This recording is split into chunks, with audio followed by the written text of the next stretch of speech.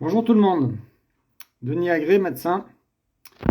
Donc je vais vous présenter un petit PowerPoint que j'ai fait encore relatif au myocardite et aux conséquences gravissimes que ça peut avoir sur la santé des gens vaccinés. Alors, hop, voilà. Donc j'ai intitulé ça myocardite post-vaccin Covid, risque majeur pour votre santé à venir. Docteur Denis Agré, médecin praticien hospitalier, diplômé en santé publique, médecine générale et médecine d'urgence. 9 décembre 2022.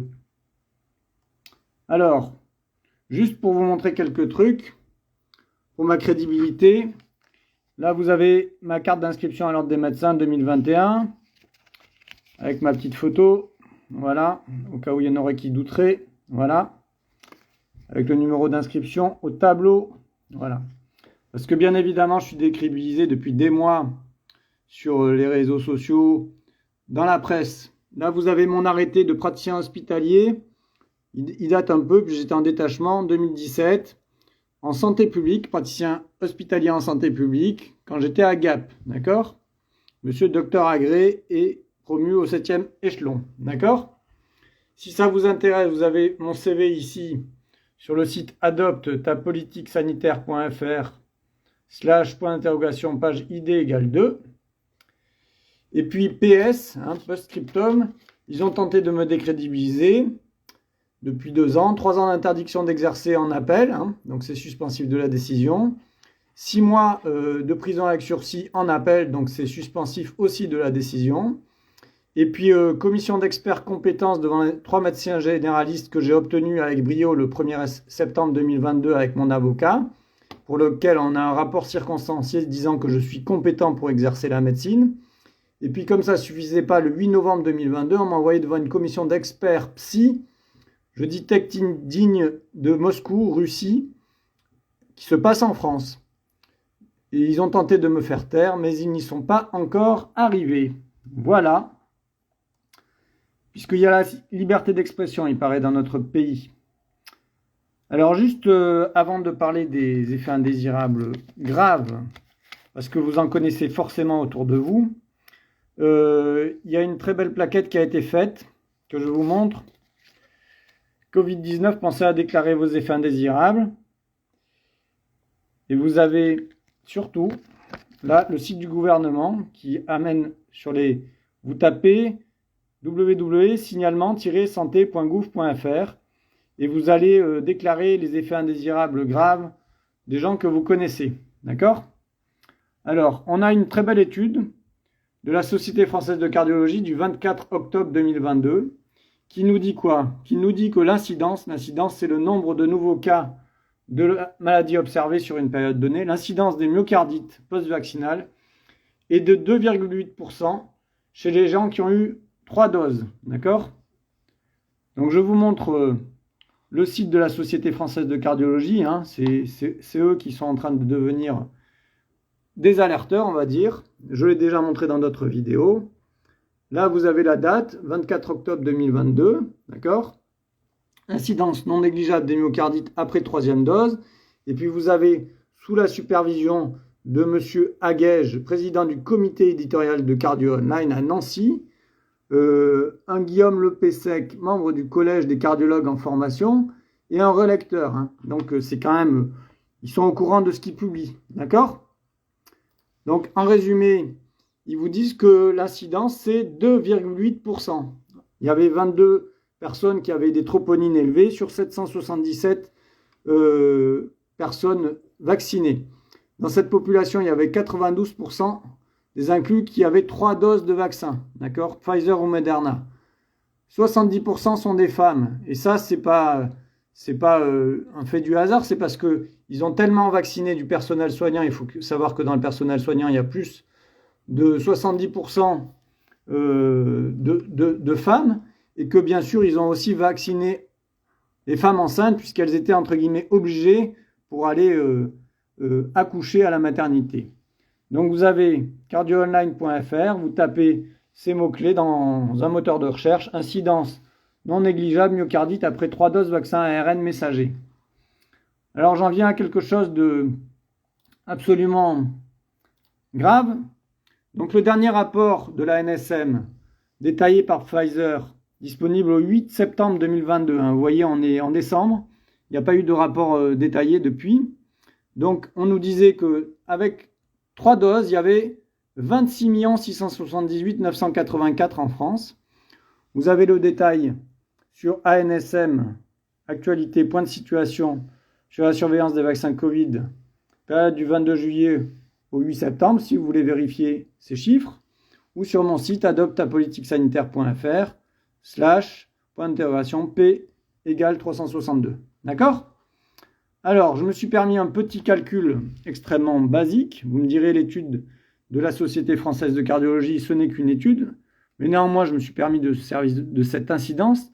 Donc, si on fait 26 678 984 de 3 doses fois 2,8% d'incidence de myocardite, on a un chiffre hallucinant qui donne 747 000 myocardites dans la population vaccinée 3 doses. D'accord ? Ça veut dire qu'en France, il y a potentiellement 747 000 personnes qui se baladent dans la population avec des myocardites. D'accord ? 747 000 myocardites.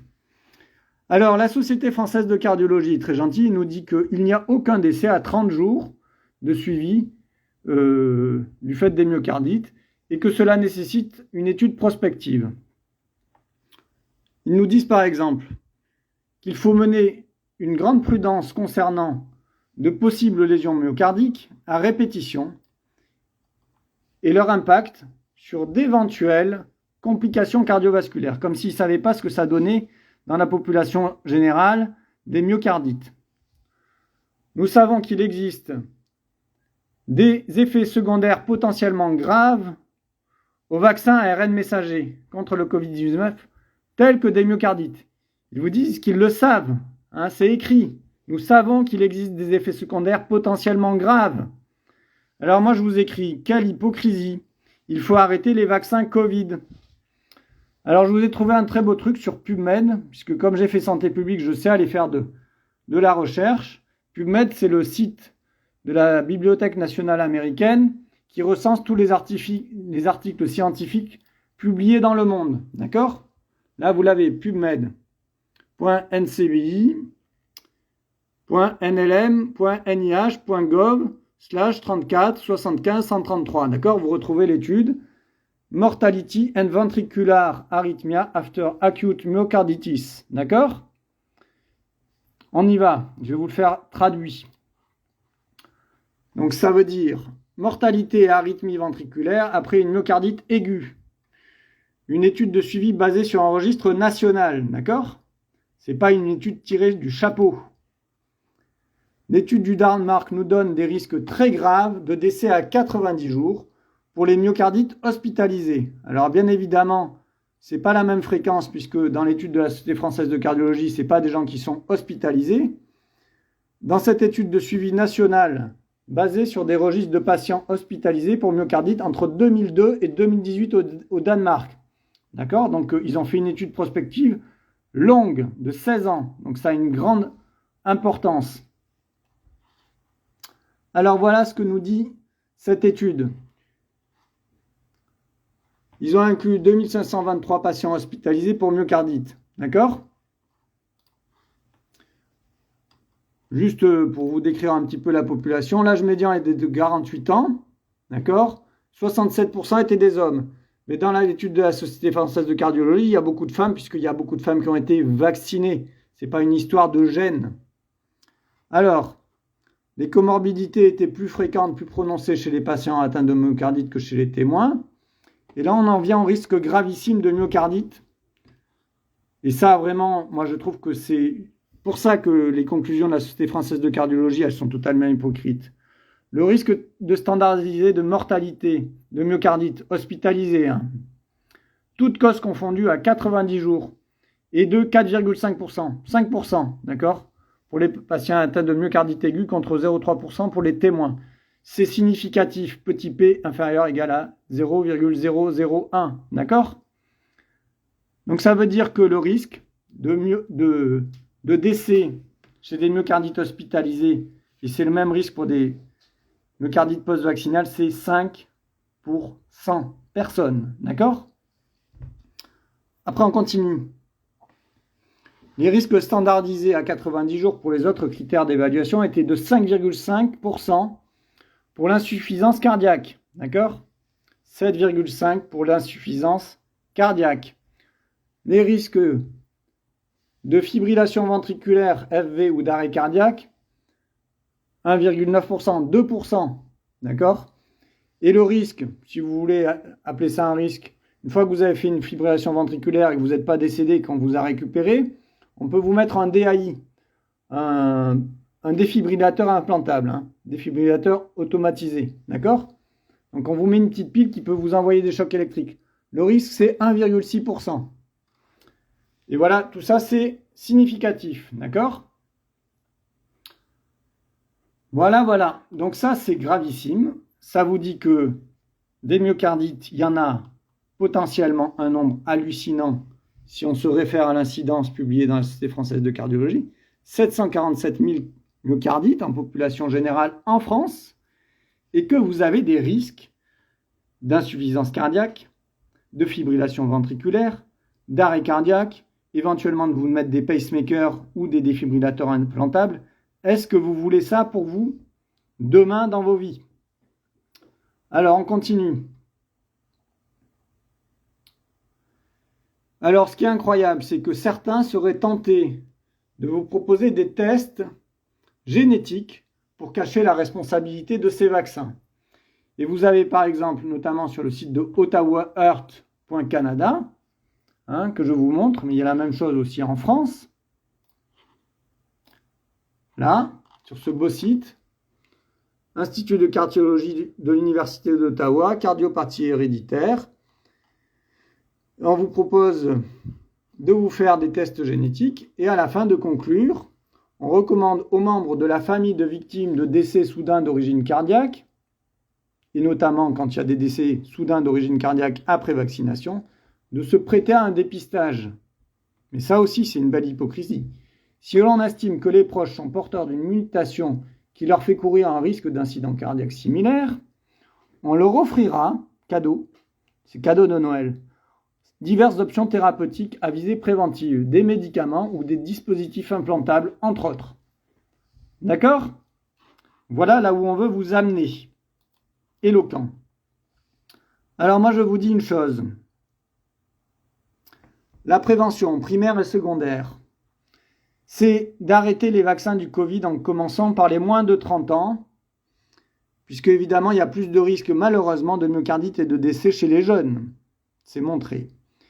Et de laisser, j'ai mis un peu en rigolant, parce qu'ils n'en peuvent plus, de laisser les vieux singes à qui on n'apprend pas à faire la grimace, continuer tant qu'ils veulent, ils sont grands. S'ils veulent faire 4, 5, 6 doses, qu'ils y aillent. Mais qu'on protège les populations jeunes, qui n'ont aucun risque de coronavirus, faut-il le rappeler. Et je vous propose de faire une campagne nationale de dépistage, d'accord? Ça, on peut le faire avec un numéro vert, pour tous les gens qui ont une dose, 2 doses, 3 doses, et qu'on les envoie voir leur médecin généraliste et aussi leur cardiologue, d'accord? Pour qu'on puisse déjà les examiner, voir s'ils ont un rythme cardiaque normal, s'ils n'ont pas des douleurs thoraciques, s'ils n'ont pas un essoufflement qui peut être en lien avec une insuffisance cardiaque ou des œdèmes des membres inférieurs, etc., leur prescrire des bilans biologiques, éventuellement des échographies, au mieux une IRM cardiaque puisque c'est l'examen de référence pour diagnostiquer une myocardite, et la suite, de traiter précocement les myocardites avant des stades graves ou irréversibles, d'accord? Au risque d'avoir une population insuffisante cardiaque, ou avec des pacemakers ou des défibrillateurs, ou encore des décès de personnes jeunes, d'accord? Ça coûtera bien plus à vos porte-monnaies de payer pour des handicapés de guerre que de les soigner précocement. C'est clair? Alors ce matin, vous voyez, par exemple, j'ai vu une jeune fille qui avait au bas mot 25 ans, 3 doses, qui fumait. Bon, voilà. Mais elle ne le sait pas, tout ça. Alors, quand elle fait de la trottinette et qu'elle ne fait pas beaucoup d'efforts, peut-être que le jour où elle va commencer à en faire, elle va sentir son cœur qui va avoir des difficultés. Voilà. Donc, juste une dernière chose. Parce que tout ça, si vous avez aimé cette présentation, je travaille gratuitement depuis janvier 2021 en vous faisant des vidéos sur les effets indésirables, notamment des vaccins. Alors, si vous voulez me soutenir pour mes frais d'avocat, et vous avez été déjà nombreux à m'aider, il me reste 15 000 € à financer. Vous pouvez m'adresser des chèques du montant qu'il vous convient, sans vous ruiner, en notant au dos du chèque frais d'avocat. D'accord? Ça dérange l'ordre que je puisse me faire aider pour mes frais d'avocat, parce qu'on y a le droit légalement. Et mon adresse, c'est 103 impasse Caravel, immeuble Saint-Blaise, bâtiment B5, appartement 107, 34 000 Montpellier. Voilà. Et une dernière chose, si vous souhaitez un entretien individuel en réel, challenger votre santé globale, y compris mentale, stress, burn-out, dépression, anxiété, phobie, addiction en tout genre, y compris pour vos proches vaccinés Covid pour les protéger et évoquer des solutions, vous pouvez venir me voir. Je suis diplômé en yoga thérapie et en méditation en santé à la faculté de médecine de Montpellier. Vous avez mon site ici, yoga-médecine.fr, que je vous montre. Voilà, c'est ici. Vous pouvez aller voir. Là, c'est l'onglet sur les plannings, d'accord? Et je propose des cours de yoga pour les enfants de 5 à 14 ans pour les mettre en confiance et leur apprendre des choses simples de la vie. Pour les adolescents de 15 à 25 ans, le mercredi de 16h à 18h. Et pour les adultes, le mercredi, le jeudi et le vendredi soir. D'accord? Et pour finir, aussi donc des séances individuelles ou collectives. Ce sera à la même adresse que précédemment. Si vous voulez me contacter pour prendre un rendez-vous, faites ce numéro 06 10 489 488.